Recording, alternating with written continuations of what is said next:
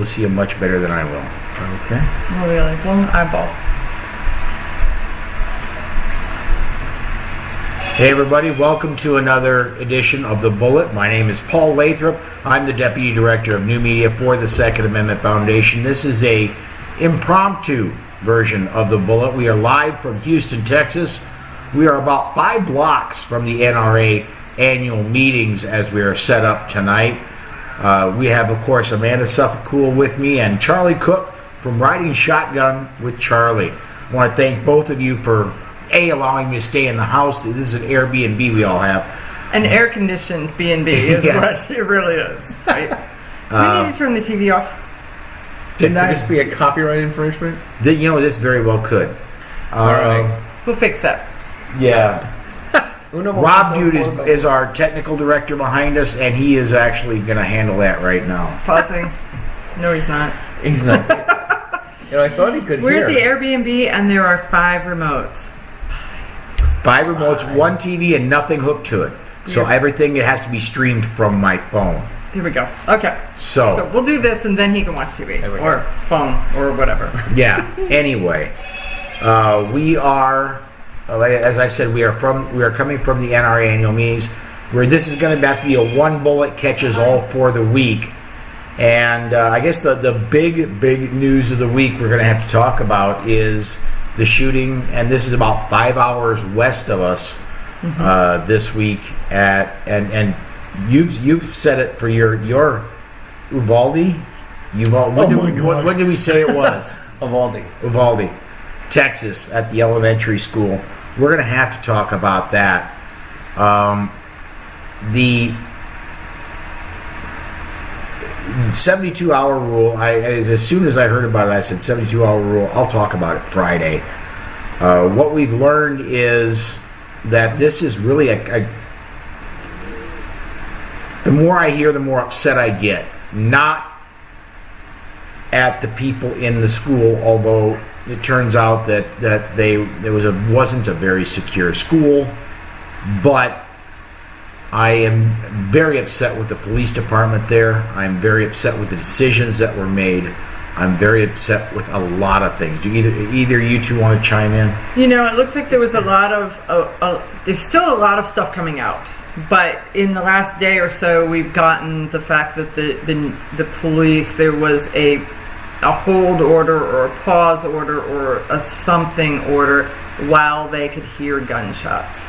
So that is decidedly disturbing, given what we've learned from some of the other, from Columbine and Sandy Hook and Virginia Tech, and it was, you don't pause, but there may be more coming out. There's got to be more to that story, and then there was so many clues that he was a very disturbed individual prior to this, and the threats and the things that have come out for years, it looks as if. Yeah. Facebook is very quick to ban people. They will get on you. You'll be banned within 30 seconds if you post an inappropriate meme. And yet this guy was, I'm going to shoot my grandmother. I did shoot my grandmother. I'm going to shoot up a school. And what happened? Nothing. I don't believe those were posted on Facebook. Those were in Messenger. Those were a messenger to a girl in Europe, is what I believe I read. And Messenger is owned by... It is. Right, run but by... it's not a Facebook up, So, right, it's not like you let it out to the public. And it's not that Facebook can't see it, because every time you send something through Messenger, you're still concerned, holy crap, I need to be careful of what I say, because it's still getting read. And like you said, I mean, This is what we get our knickers in a twist about, is they're able to monitor everything, and when you say something they don't like, they will spank you. I'm 60 days left into a 90-day ban from something from 2019. So they know you're saying this, and yet they still did nothing. So believe me, I'm not trying to defend them at all, but like Amanda said, it was in a private message. Yeah. I'm still that's there are a lot of things that make me angry about this. That's one of them. Mm-hmm. I just think that there is still quite a bit that we don't know, and quite a bit that is going to come out. And it's one of those things where you start to hear people and they're like, I know this and I know that and I know the other, and it's like, I'm not sure how much we really know at this point. We were talking about this on the way down because we had 20 hours to talk and drive. But the 72-hour thing is what a lot of us try to stick to because we get more information in 72 hours. More correct information, because there's a lot of information. There's a lot of right, and not much of it's right. That puts us at that gives the anti-gun folks a 72-hour head start on attacking people and throwing the blame around and doing all sorts of that stuff. Because now it's like when a bunk comes or a crock of cheese comes out in a story, everyone sees the crock of cheese.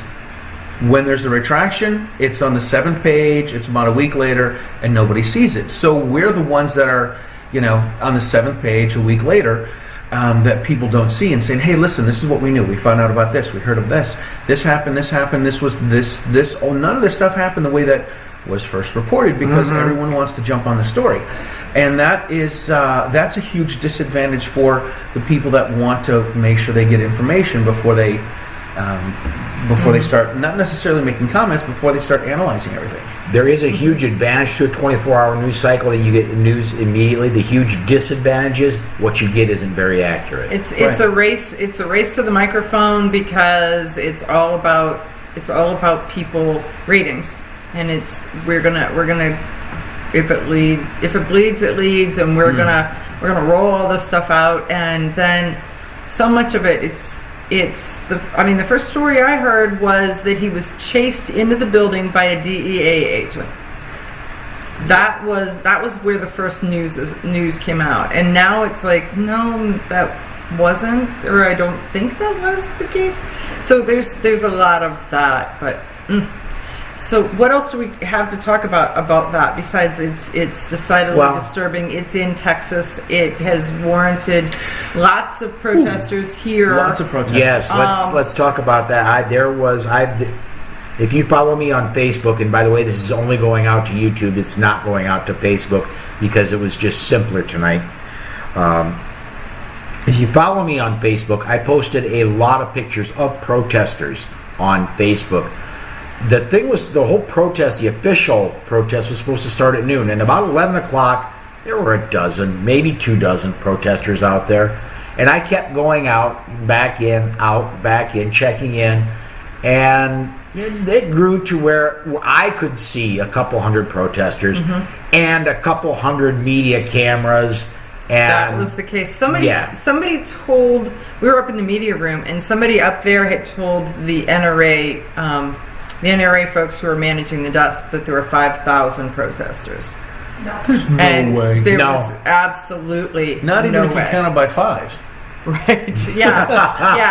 I think your number of 200, 300 was probably way more. And then what was funny, not funny, was that some of them were protesting abortion.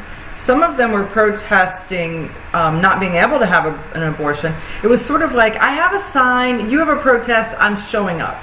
Yes. There's a protest. Cameras. What are we protesting? I don't know, but I'm bringing my own sign. Yes, CNN's going to be here with cameras. By golly, I'm going to be there. That's, I think, what a lot of it was. Some of it is probably, they're going to protest. What are they protesting? They're protesting my topic. So I'm going to make a sign because I'm pro-abortion, or I'm anti-abortion, right. or I'm whatever. So there was some of that too, and you're just looking. Now the interesting thing that I saw on the show floor was someone who had paid dues to the NRA.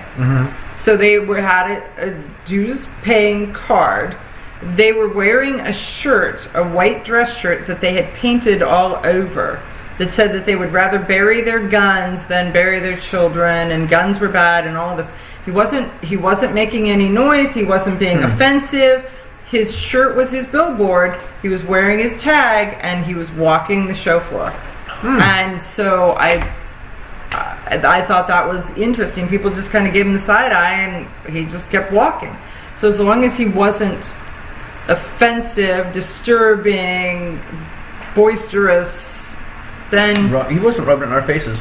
Which, by the way, rubbing it in our faces, and this leads right to the protesters. The language that they use.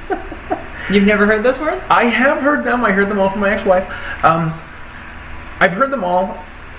I can't, like, writing that in a big sign and putting F Greg Abbott, F you and F your guns and all this sort of stuff. You're like, man, is this what you want your 15 minutes on? Mm-hmm. Your mama would be so proud. Right. Oh, You made the national news and somebody else's kid is watching the news. That was. I'm not offended by the language. I'm not disturbed by the language. To me, it's not appropriate. I mean, there were plenty of people that were waving the one-fingered flag. You're number one? Yes, Are you number one? I am. Unfortunately, on both sides.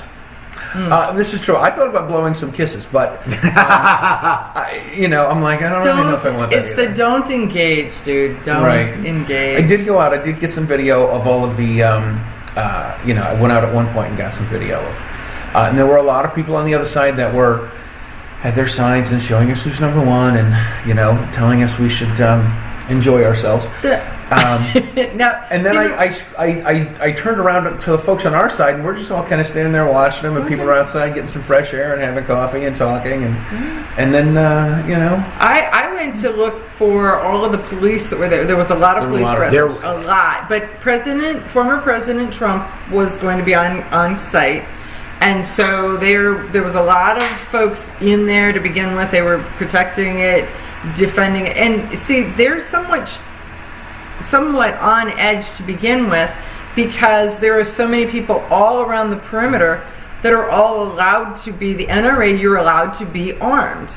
Mm-hmm. And so there were guns, frankly, everywhere. And so the Secret Service was on another level of protection because they knew that at some point they were, in Texas, right? Not that there's a grassy knoll, but in Texas with a president where there is a grassy knoll. He's been there. I've been there. Right, but it's not in this city. It's not. It's a few hours from here. Yeah. Yeah, but you see what I mean. So that was interesting. And so at one point they were going 2 by 2 up the escalator. They filled clear up the escalator, and there was still a line of them waiting to go up the escalator. So I don't know how many there were, but there was a lot. I saw at one point some guys going out, and they. I heard one guy radioing that they needed a medic for something, and I'm like, did something happen, or did someone have a heat stroke? And as I'm walking around dehydrated, my feet are tired, my dogs are backing, I'm like, maybe somebody passed out, like, had a heat stroke. I don't know. It's warm because it wasn't an emergency. It was just a bunch of guys.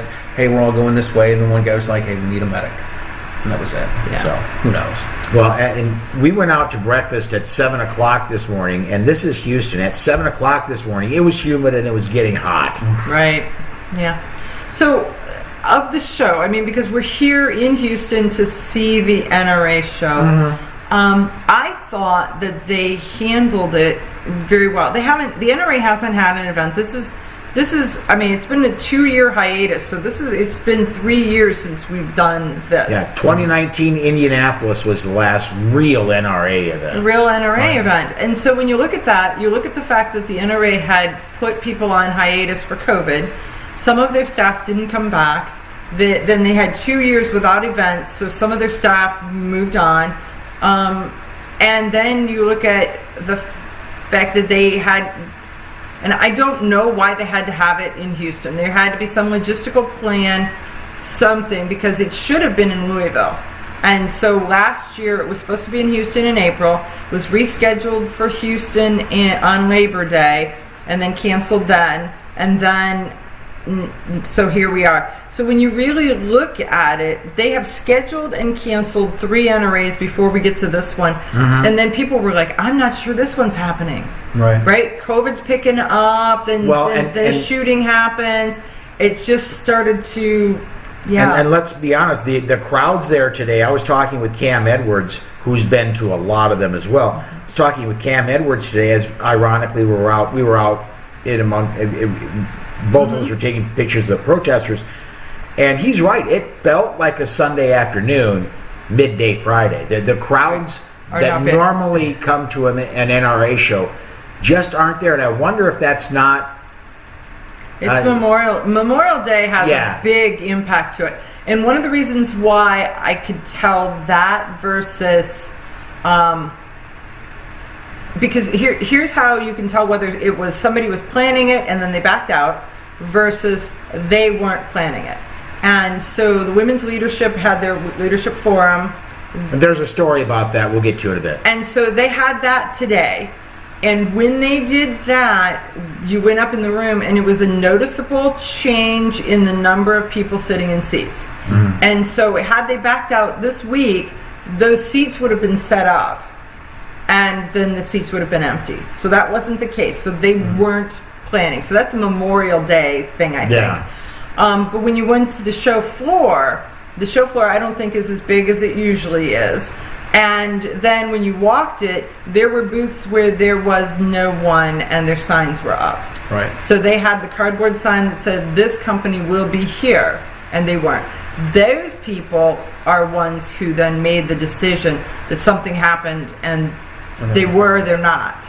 So I think that we're seeing a little bit of both. The only company I know that was a very late pullout, and I understand it, was Daniel Defense. They were a last minute pullout as far as they actually pulled out. I want to say midweek. It was after the school shooting. They pulled out. Yeah, because it's unfortunate marketing. I mean, they're just the amount of grief. So there was that. There was a knife company that I saw, and then if you really look, you'll see a booth with a carpeted floor, and then you'll see them having another booth beside it that's not carpeted, which means their neighbor didn't show up and they were asked to expand. Right. So watch the floor. You'll know a lot more about what's happening on that show floor. Yeah, I saw some spots. This is the nice thing about SHOT this year is since there were people that weren't going, they put up little lounge areas. Yeah. So there were places to sit. Yeah. So you would you'd come across an empty spot and there's a couple of chairs and you're like, oh, cool, you know what? I'm sitting. Right. Right. That was the whole second floor. I mean, the way this is set up, the first floor is all exhibition. Second floor is really nothing. Third floor is media and administration. Right. Really, the second floor, at least in this venue, is designed so you can pop up an escalator, move quick, and pop back down. So you can get to where you're going without having to navigate through a bunch of people. Through all the people. But there's not a lot of people to weave through. There's not nearly. Not nearly the numbers. Plenty of parking.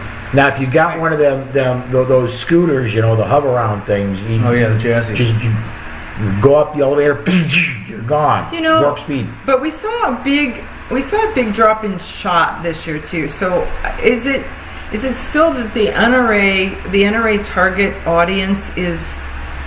Let's say that it's on the far side of 60, not on the. What do they call it? And they're like, is it the attrition rate? Do I really want to go around that many people? So that may be a piece of it. I don't know. Yeah, maybe the people just aren't comfortable being around a lot of people right now. Right. That's entirely possible. Germy person, you. A super small number of people wearing masks. Maybe 1 out of 50 is what I would guess. Yeah, you saw some, but not a lot. Correct. So you're going to tell a story about the women's leadership? Susan went, and she's. I'm not even going to be able to because Susan's over behind Amanda and back a ways. But anyway, there you can see her. Photobombing us. No, there you can kind of see an arm. She went to this women's leadership forum, and part of that was an auction. And I get a text message that, and again, if you follow me on Facebook, you know that I've been since last week, and I got to shoot my buddy Miguel Gonzalez's car CW9 that's got a laser, a Crimson Trace laser. I've coveted that firearm. I wanted so badly to buy his, but he wouldn't sell it. Well, Susan says they're auctioning one off. Should I bid on it? And You need to thank Amanda for that, because as she was sitting across the table from me, she said, "Psst, Susan, hey, Look at this. It's a bargain. Made me spend my money. So there you go. Yep. It was not a CW9, it's a CM9. But the winning bid that my sweetheart placed was $300. Right. And so that's just another sign. Yeah. Of that it wasn't as packed as it usually is, because the NRA women, when they do their events, I've seen things go, well, there was a Glock in this auction, and this is much more typical. So it was a full-size Glock, 9mm, so I don't know what number it is. 17 is the full size. Okay, so maybe it was a 19. Is 19 another 9mm? 19 is a 9mm. It's the step down size. Okay, so it was in one of those. Okay, but This somebody. is 'cause you don't like locks, isn't I it? don't. The you numbering can't keep system, track. I don't care. Right? I don't. Sorry, not a Glock person. So anyhow, it's a Glock with a number, and somebody had painted it. Was it black? No, Oh. somebody had painted it white with teal accents, and the Women's Leadership Forum painted on nice. on the top. Okay, so it was jazzed. You guys want to guess what that gun went for? Because this is the Women's Leadership Forum, And it's all decked out for the women's and it's leadership? all decked out for that. So it's a special, one of a kind. Brand new, you just walk into a gun shop, a 17 is going to be $600. Okay.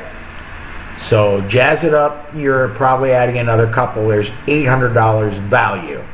Okay. I'm going to say $1,200.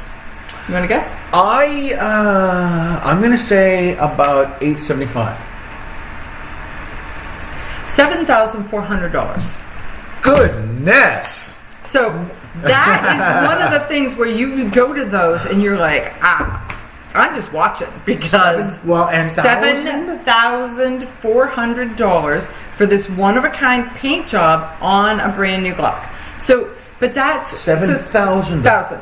Now, I will tell you, 7,400. So, yeah. in Massachusetts, Glocks are more expensive than anywhere else, but they're not that expensive. So, but that's to my point. So my point is that that's typical, and that happened.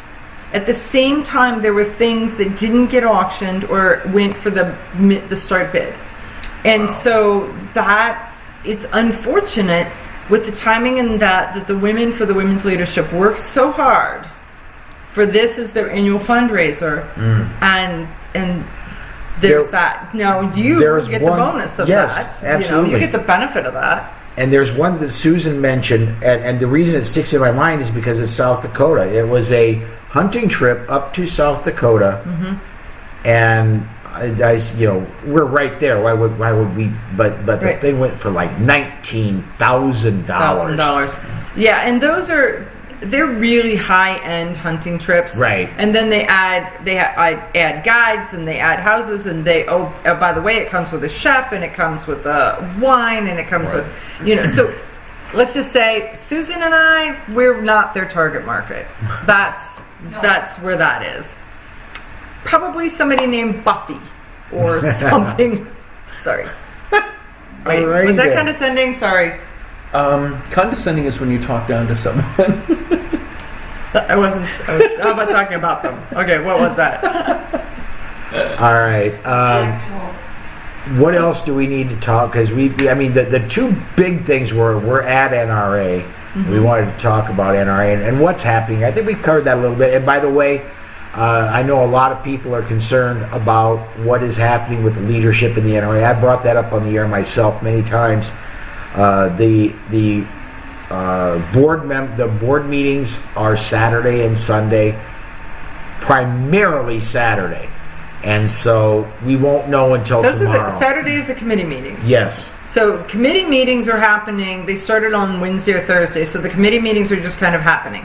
Then they have the annual meeting of members, and that's on Sunday.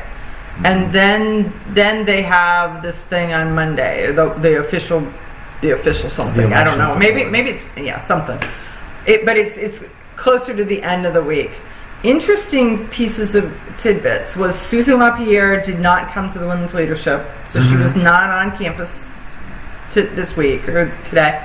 And Wayne came. Yes. And did a presentation for Carolyn Meadows for a Lifetime Achievement Award. So he was there. And then on the show floor, walking by himself, no guides, no guards, no security, no handlers at all, was Alan West. Yeah, I ran into him and said hi and got a picture with him and wished him luck. Yeah, so it's he said it's God's will. We'll see what happens. So if you haven't heard, there has been a challenge to replace Wayne with Alan West, and there is a contingent of people who are really going to push the board members in that direction. So I don't know where we're at, but that's going to be it. Yeah, absolutely. So that's and then before we go, I have no idea where we're at on time. Yeah, we're getting down to about 30 minutes, give or take. It's going to be a give or take night. Mm-hmm. Tomorrow night is going to be something very special, right? And these two are going to be the ones that are in charge of it. Let's face it, she's in charge. I'm just keep up. I just keep up. We're doing a concealed carry fashion show at the host hotel, and so we've got 32 different concealed carry items. We have about 20 different models that are going to rotate through. Unfortunately, Ryan Muller was coming, and we were going to have a lot of fun at his expense, and so Someone almost lost a potato at the airport. So that's how much fun it was. Yeah. Do we tell them the inside joke? This is okay. We're going with it. So we tagged Ryan Muller to wear undercovers, concealed carry shorts or underwear, if you will. And so a girlfriend wanted to go with the joke about how do you impress women, right? And so she was flying with a potato in her backpack and got busted by security, and they had to rescan her bag, and they're like, yep, that is a potato. So anyhow, I'm guessing not a lot of people fly with potatoes. Just a singular potato. And so that makes it even more suspicious. Right. Like a bag of potatoes? Okay, sure. Maybe a soup. A potato. I just have a potato. It's a pet, right? No, but so she was flying with this potato. People don't eat potatoes like they're apples or something, right? It's not a snack. Ryan is probably grateful that he got the Rona and had to stay home. I'm just saying. But we'll fill you in more on how it all goes. But it should be that kind of a time. A good fun time. Now the bad news. Yeah, we have bad news. The bad news is a couple people backed out of the concert, and then the concert was canceled, like flat out canceled. We found this out at dinner tonight. So the good news is there's more people to go to the fashion show. Yes. So that if you have not gotten a ticket, you can get one. Right. If you're in the Houston area, yeah. So if you go to my Facebook page, you go to Susan, your wife's Facebook page. Does your Facebook page have the link on it? It will. It will in a few minutes. So there is that. And if you're here at the show, there are banners around. There are little cards around. Or find somebody that find one of us, and we will show you the little QR code, and you can get in. Or just come to the ballroom. So it is Hotel America's Ballroom D, E, and F. So the ballroom D, E, and F, and you can pay at the door. It's $25. It's not a lot. It's so big one ballroom couldn't hold it. Had to have 3 of them. There you go. This is exciting as well, and completely ridiculous. Completely ridiculous. Amanda has a fancy red dress. She sent me a picture. She's like, I'm wearing a fancy red dress. And I'm like, oh my gosh, I have to buy a red shirt. So I went from 0 red shirts to 4 red shirts because I want to make sure I get one that matches the right color. How ridiculous I want to know who the girl is in this. That's what I want to know. I was told, a couple of my friends were like, oh my god, I feel like 4 red shirts to make sure it matches my friends. And my friend's like, are you serious? I'm like, well, yes, we want to look together. They're like, that's so anyhow. The video producer can dress any way he wants, and I'm grateful for that. We're gonna have a great time. I hope you're here in Houston and join us. Yeah. And if you cannot make it, I'm not exactly positive where it's going to be broadcast, but it will be broadcast. Just You look here, look on the Facebook page. We'll tell you Look where. on was it going to be on Opslens? Yeah, We're look, gonna try. look for Opslens. Keep looking. We'll get it it there. will be out somewhere. So I think that's going to do it. I think we pretty much covered everything. Yeah. It's just been great. So thank you for watching, everybody. DJ Play and I do think we did cover the event we were attending. So Yep. nice T-shirts. Logo. Someone else's Free logo. shirt. Yehuda would be very upset. I know, but I was all hot and sweaty. I needed a shirt. Alrighty. We appreciate that. Everybody, thanks for watching, and we will see you. We'll see you tomorrow for the fashion show, and I'm going to try to come up with some kind of a broadcast on Sunday. He'll be like, all bets are off. We don't know.